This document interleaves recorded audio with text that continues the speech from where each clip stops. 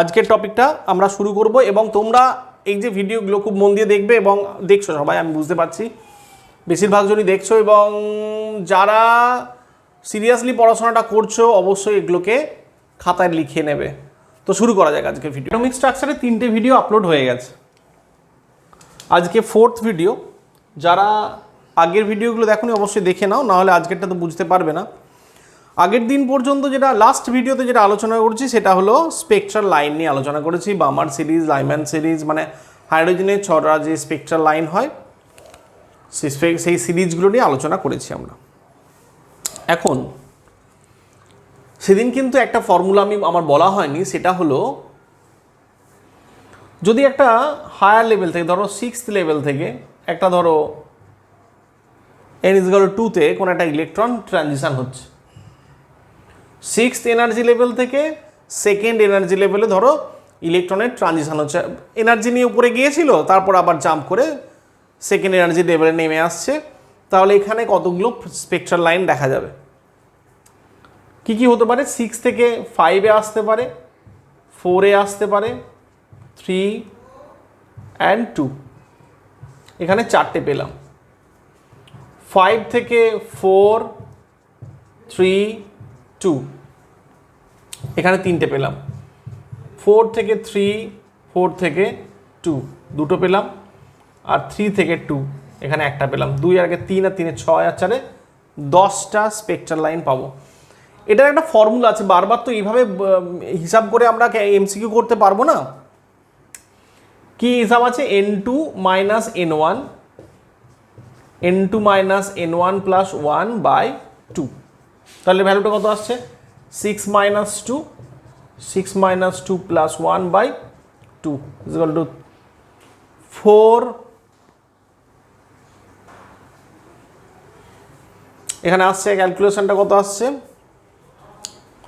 4 into এটা 5 by 2 is equal to 10।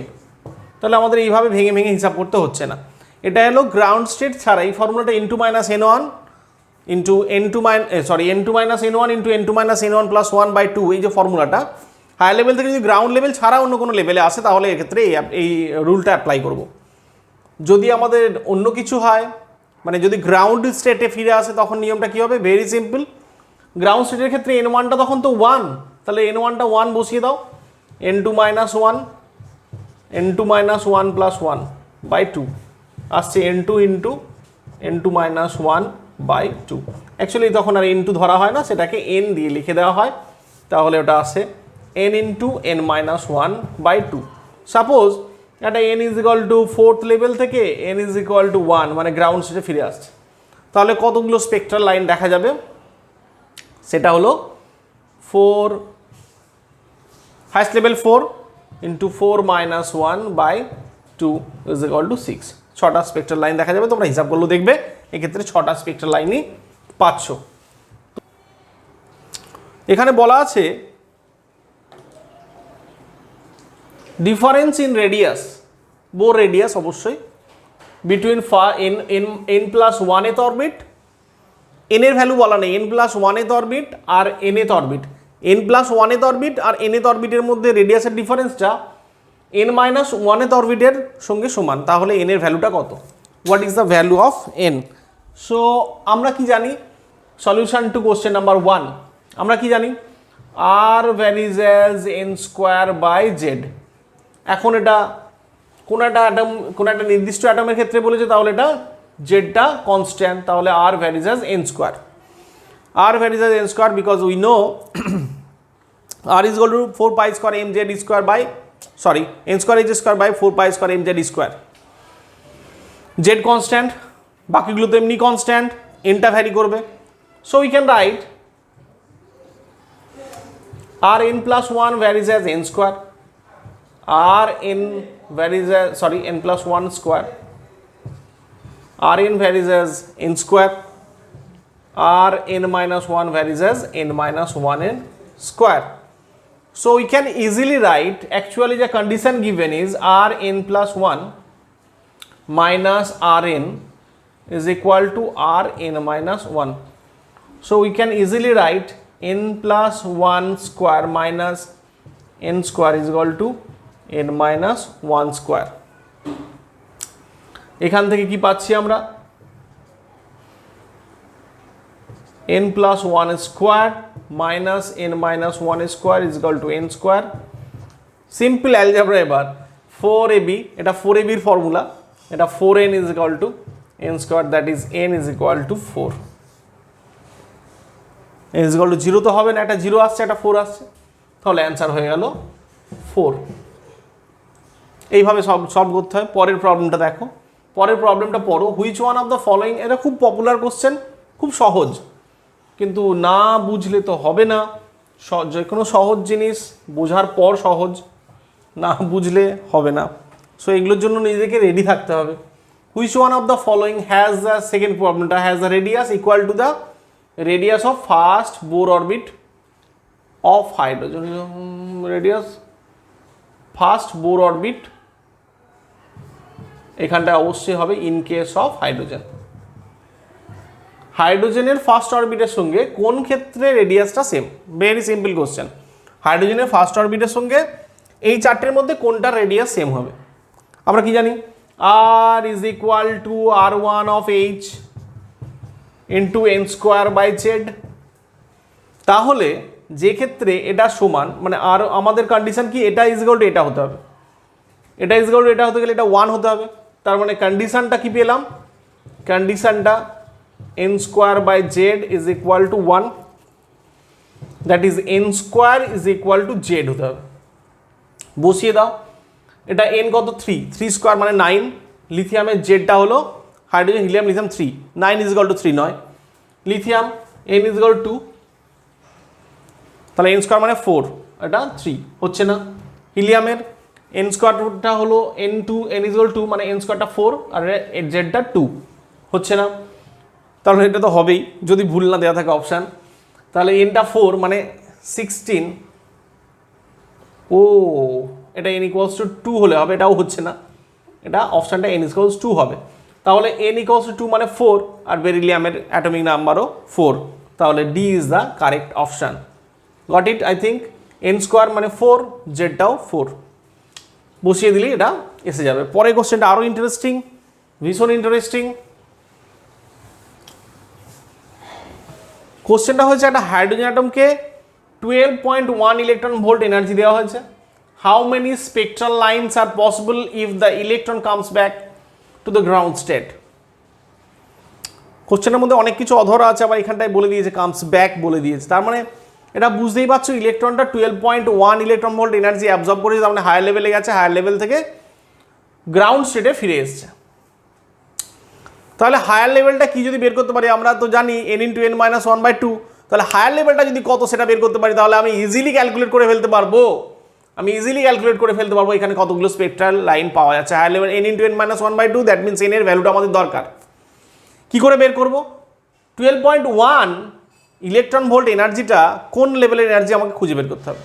Very simple, আমরা কি জানি, E is equal to minus 13.6 by n square. E1 of H কত?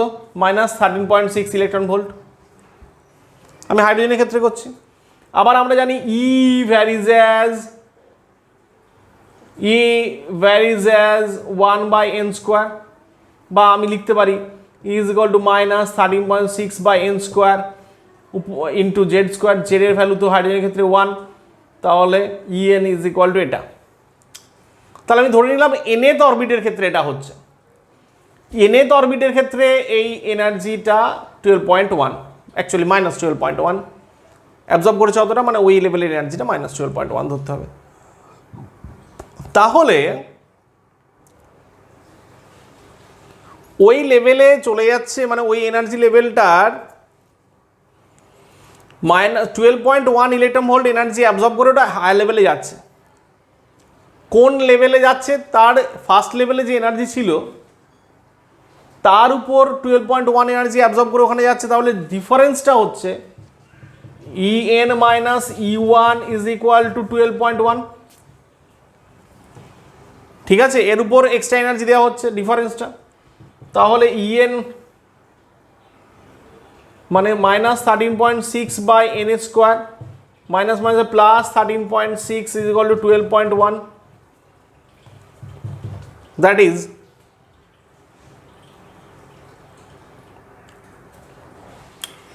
13.6 by n square is equal to, এটা minus করলে আসে 1.5, that is 1 by n square is equal to 1.5 by 13.6, 9 into 15 করলে এটা 135 আসে, তার মানে এটা approximately 1 by 9, that means we can write n is equal to 3,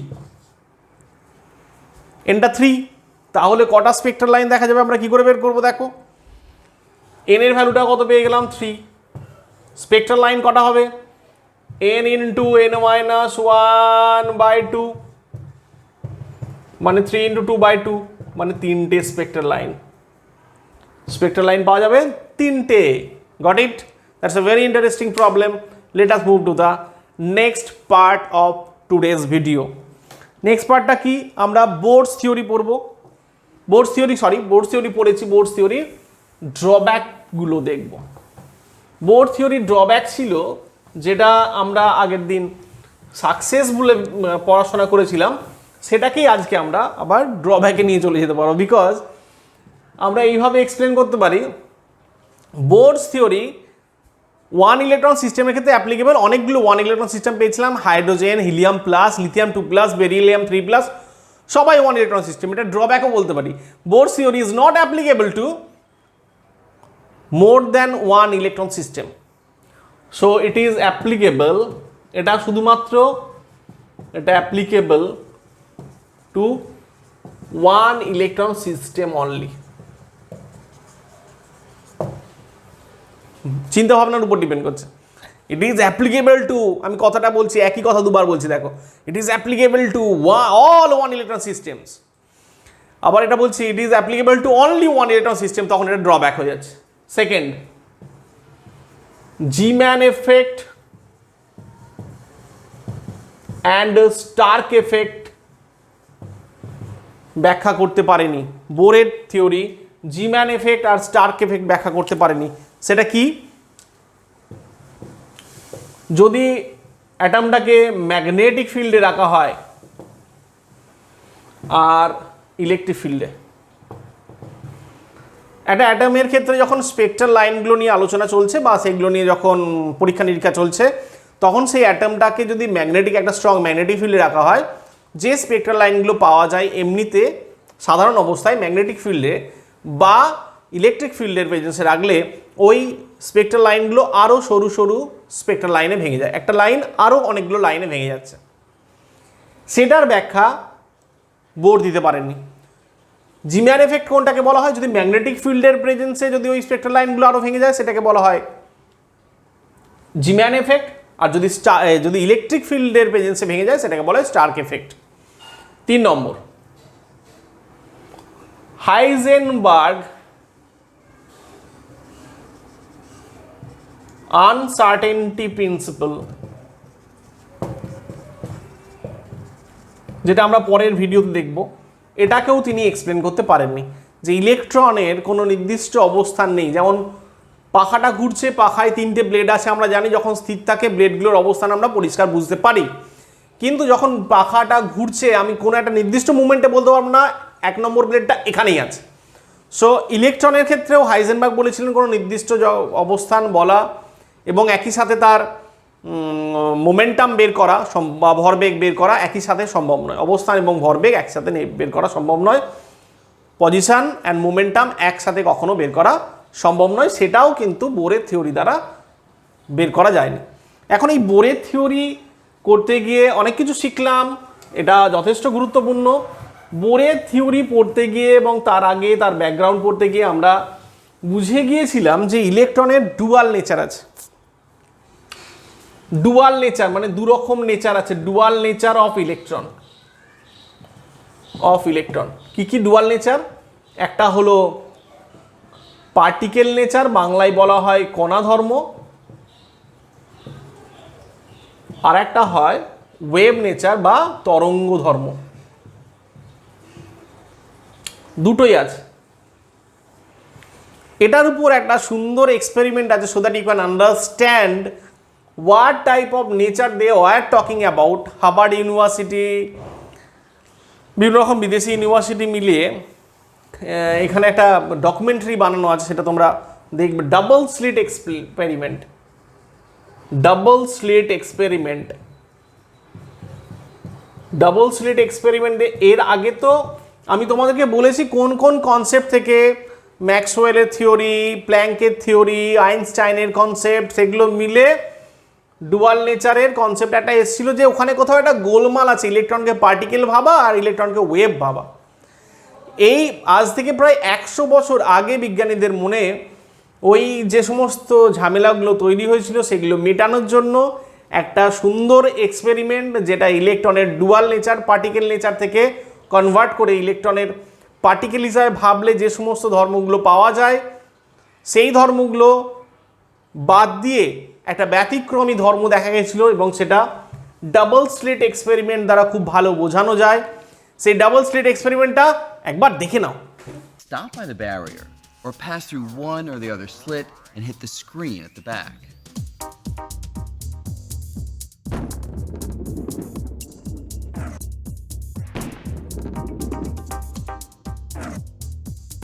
And in fact, that's just what happens.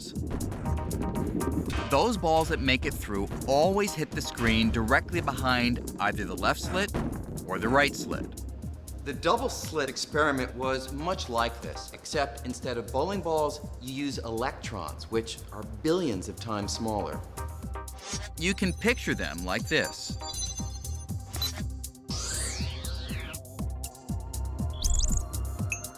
Let's see what happens if I throw a bunch of these balls. When electrons are hurled at the two slits, something very different happens on the other side. Instead of hitting just two areas, the electrons land all over the detector screen, creating a pattern of stripes, including some right between the two slits, the very place you'd think would be blocked. So, what's going on? Well, to physicists, even in the 1920s, this pattern could mean only one thing: waves. Waves do all kinds of interesting things, things that bowling balls would never do. They can split. They can combine. If I sent a wave of water through the double slits, it would split in two, and then the two sets of waves would intersect. Their peaks and valleys would combine, getting bigger in some places, smaller in others, and sometimes they'd cancel each other out. With the height of the water corresponding to brightness on the screen, the peaks and valleys would create a series of stripes in what's known as an interference pattern. So, how could electrons, which are particles, form that pattern? How could a single electron end up in places a wave would go? Particles are particles, waves are waves. How can a particle be a wave? Unless you give up the idea that it's a particle and think, aha, this thing that I thought was a particle was actually a wave. A wave in an ocean? That's not a particle. The ocean is made out of particles, but the waves in the ocean are not particles. And rocks are not waves. Rocks are rocks. So a rock is... তো ভিডিওটা দেখে কি বুঝলে তোমরা, যে একটা electron কিসের মতো আচরণ করছে? ইলেকট্রনটা আচরণ করছে জলের মতো। মানে জলকে একটা গতিবেগ দিলে জলটা কোনো একটা জায়গায় গিয়ে যেভাবে ধাক্কা দেয়, জলটা যেভাবে আচরণ করে, জলের ওয়েভগুলো যেভাবে যেভাবে আচরণ করে, তার যা বৈশিষ্ট্য দেখা যায়, ইলেকট্রনের বৈশিষ্ট্যগুলো ওয়াটারের মতো। কিন্তু কেন হবে? জল তো কোনো ওয়েভ সৃষ্টি করছে, ইলেকট্রন তো পার্টিকেল। তখন বিজ্ঞানীদের মনে ধারণা এলো যে ইলেকট্রনের দুরকম ধর্মই আছে, একটা হলো ওয়েভ নেচার আর একটা হলো পার্টিকেল নেচার। ওকে, এটা এই এক্সপেরিমেন্টের পর বিজ্ঞানী ডি ব্রগলি যে কাজটা করেছিলেন, এই কাজের আগে কখনো এরকম ফর্মুলা ছিল না যে পার্টিকেল নেচার এবং ওয়েভ নেচারকে একসাথে মিলিয়ে কোনো একটা ফর্মুলা আগে ছিল না। বিজ্ঞানী ডি ব্রগলি কীরকম ভাবলেন দেখো। উনি কি ভাবলেন যে E is equal to MC square, এটা আমাদের আইনস্টাইনের formula. E is equal to MC square, M is the mass of a matter আর C is the velocity of light. আবার আমরা প্ল্যাঙ্ক থেকে পেয়েছি is equal to H C by lambda. C is the velocity of light, লাইটের ভেলোসিটির সঙ্গে সমান কারো হতে পারে না, সিটাকে আমরা রিপ্লেস করব ভি দিয়ে। তাহলে এইটা হচ্ছে পার্টিকেল নেচার, আইনস্টাইনের আবিষ্কার পার্টিকেল নেচারের উপর, এটা হচ্ছে প্ল্যাঙ্কের ওয়েভলেন্থ আছে। তাহলে এটাকে যদি আমরা মিশিয়ে দিই ব্যাপারটাকে, MC square is equal to H C by lambda, we can write lambda is equal to H by MC. De Broglie ইকুয়েশনটা কি দাঁড়ালো? De Broglie equation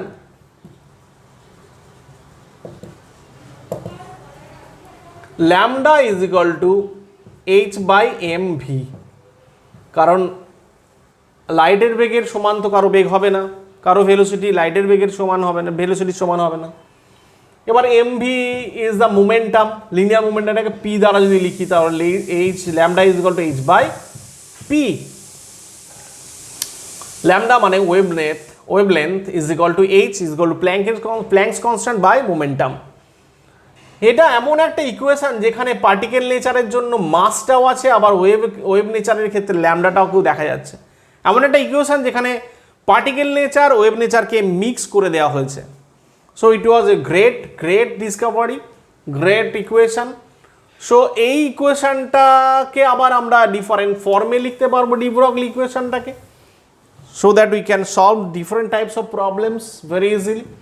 Lambda is equal to h by mb, এটা হলো de ব্রগলির actual equation. lambda is equal to h by p, এটাকে সহজে লেখা যায় lambda equals to h by p, that means lambda is equal to h by mv। এটাকে একটু different ফর্মে যদি লিখতে চাই, kinetic energy ek is equal to we know half mv square. That means you can write m into ek, multiply both sides by m, half m square v square, that means mv tar whole square. That means mv is equal to root over 2m into kinetic energy. So this equation becomes lambda is equal to h by root over 2m into ek. So by having the value of kinetic energy we can easily calculate wavelength. এখন এই ইকুয়েশনটা পড়ে কি করব আমরা, এর উপর problem কেমন আসে সেগুলো আমরা একটু দেখব। কি রকম প্রবলেম একটু দেখা যাক, কি রকম প্রবলেম আসে।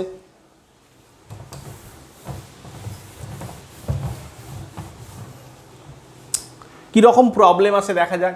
একটা ছোট্ট প্রবলেম, অ্যাবস্ট্রাক্ট প্রবলেম। অ্যাটমিক স্ট্রাকচারে প্রচুর অ্যাবস্ট্রাক্ট প্রবলেম দেওয়া যায় যেটার কোনো অস্তিত্বই নেই। যেমন আগের দিন একটা প্রশ্ন দিয়েছিলাম 25 অ্যাটমিক নাম্বার বেরিয়েছিল, সেটা 1 ইলেকট্রন সিস্টেম কখনো হতে পারে না। 24 প্লাস কোনো একটা অ্যাটমের মাথা, এটা কখনো দেখতে পাবে না তোমরা। সো অ্যাবস্ট্রাক্ট কোশ্চেন মানে ভাবতে শিখতে হবে, okay, you'll have to take risk.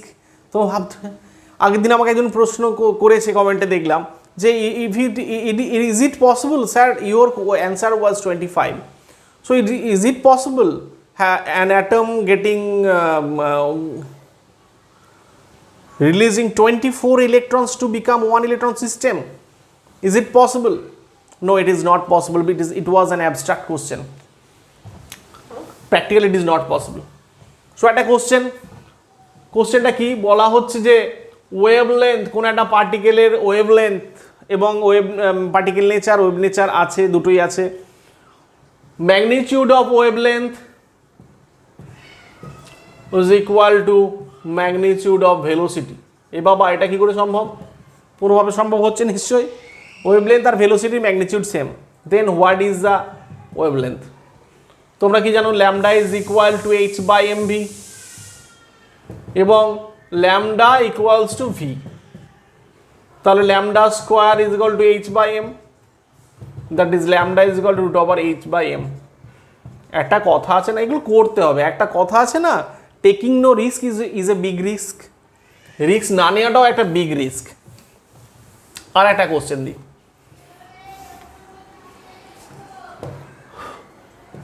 1 KG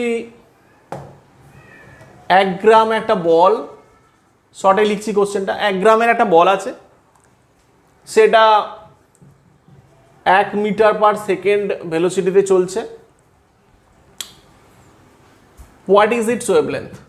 বলটা 1 গ্রাম, সেটা 1 মিটার পার সেকেন্ড স্পিডে চলছে, তাহলে তার ওয়েভলেন্থ কত?